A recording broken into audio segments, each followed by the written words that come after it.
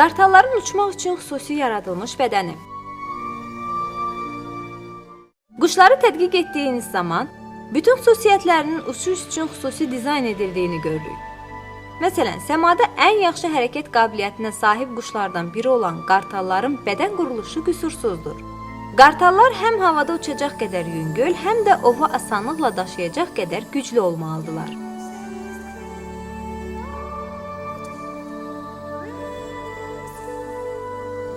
Qartalların sümüklərinin içi boş olduğu üçün yüngüldür.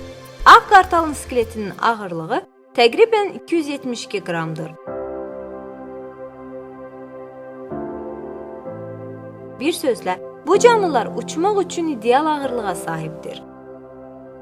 Qartal uçarkən əsas gücü qanadının aşağıya doğru hərəkətindən alır. Buna görə də qanadları aşağıya itələyən əzələlərin sayı yuxarıya doğru itələyən əzələlərin sayından çoxdur. Qartal üçün uçuş əzələləri çox mühümdür. Bu əzələlər quşun bədən ağırlığının yarısı qədərdir. Qartallar qanadlarının istiqamətini dəyişərək daha sürətli və ya daha yavaş uça bilirlər.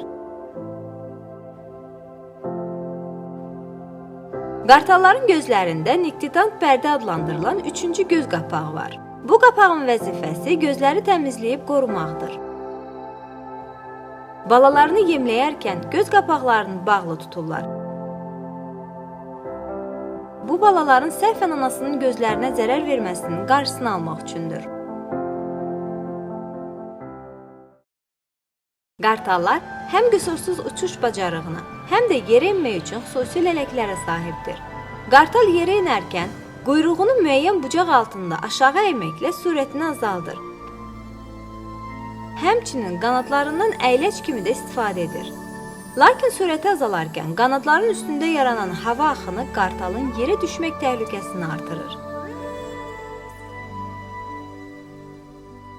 Canlı, qanadlarının ucunda olan 3-4 lələyi qaldıraraq bu təhlükənin qarşısını alır. Verilən nümunələrdən açıq şəkildə görünən bir həqiqət var.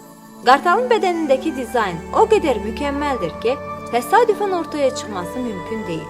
Bu, bizə digər bütün quşlar və canlılar kimi qartalları da sonsuz qüvvət sahibi Allahın yaratdığını sübut edir. Qovulmuş şeytandan Allaha sığınıram. Məgər onlar Allaha tabe olub havada uçan quşları görmürlərmi? Onları havada saxlayan ancaq Allahdır. Həqiqətən bunda iman gətirən insanlar üçün dəlillər vardır.